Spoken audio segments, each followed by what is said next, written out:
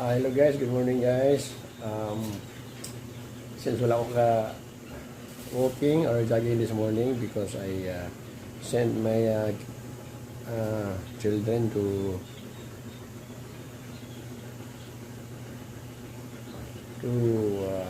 Gaisano near in the center. Kay na sila ikuan kanang alay lakad.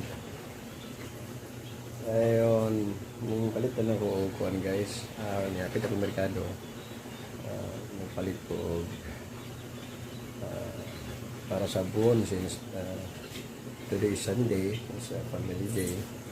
So I decided to buy beef,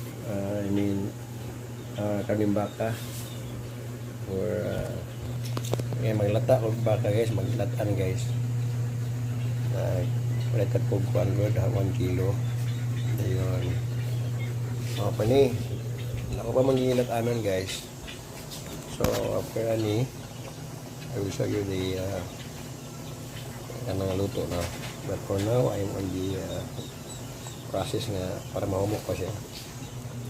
So guys, again, since family time, ako nila mo trabaho ani para akong partner po or akong wife papahulay po. So for now guys, good morning, see you later.